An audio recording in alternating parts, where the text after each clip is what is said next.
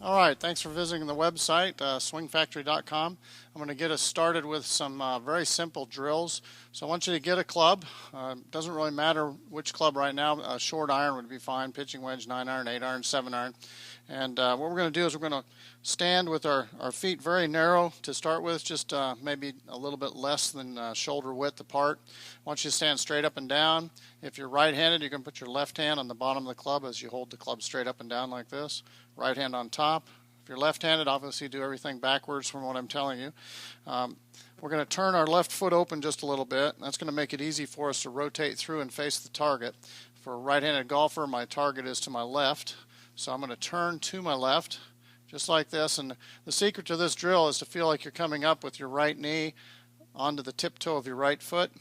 The reason why we turn that left foot open is so that we can stand up and be tall and straight on our left leg. This is a very simple drill. I call it the turn-up drill.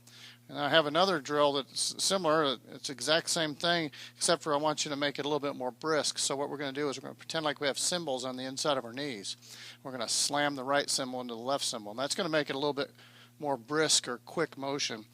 Because just like anything else that's centrifugal, the faster you turn the inside, the faster the outside is going to go. So if I can teach you to rotate your torso or your core very quickly, then you can get your arms moving very quickly when you go through, and your club head speed will be great. So as a beginner, I want you to learn to move the club with your hips in the initial stages of learning here. So just put the club right in front of you, and you can see I'm not making any motion with my arms, hands, or shoulders.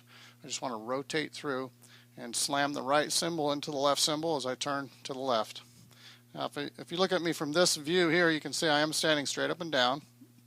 When I turn to the left, my left leg does straighten. My right knee comes in very close. You don't have to pinch them together, but come right up there and let your right knee come right up next to your left knee. All right? And from this view here, again, you can see when I rotate through, don't overturn your shoulders, because that'll pull this right foot open just like that.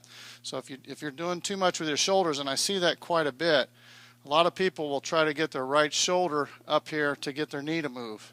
I want you to pay attention to make sure you get that knee all the way up on the tiptoe just like that. Once you get that set up going the way we want to, I want you to just put the club down here and hold it straight out from your belly button. You can even choke down on the club a little bit so you're not all the way holding the whole length of the club. And then practice doing the exact same motion. Don't take a backswing. You're just going to make that club head move by rotating through with your right hip and your right knee. Come up on the tiptoe. And again, if you looked at it from this view, I'm rotating through and I'm just pointing straight away. I'm not trying to do anything with my upper body to help the club get through. I just want to take the through swing with my right hip, and it's a perfect 90 degrees from where I start right up to here. All right? Now, we're going to take the club down, and we're going to do a little tiny backswing. Just kind of rock your shoulders back about waist high here with the club, and then you're going to do the exact same motion. You're going to take that right knee through, slam the cymbal, and you should create enough momentum with your arms, hands, and the club to go from waist high up over your left shoulder just like this. Try to stay balanced. If you're trying to do too much speed with your arms, you'll find yourself falling out of balance. So don't try to add speed to it at this point. You're just going to turn through with your right knee, put the club down, do a little backswing, come up with your right knee and cover the left.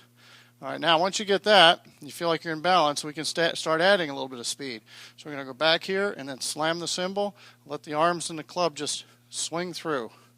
Now if you're holding the club with your left hand on the bottom and your right hand on the top, just hold a kind of a baseball grip, and you'll feel a little bit of swinginess if you're holding it lightly. Okay, and that's going to get you making the initial swing probably about 2 feet off of the ground, maybe a foot and a half off of the ground. And this will get you to where you're making swings that are almost golf swings and almost baseball swings. That's where I wrote my book called The Baseball Golf Swing Method.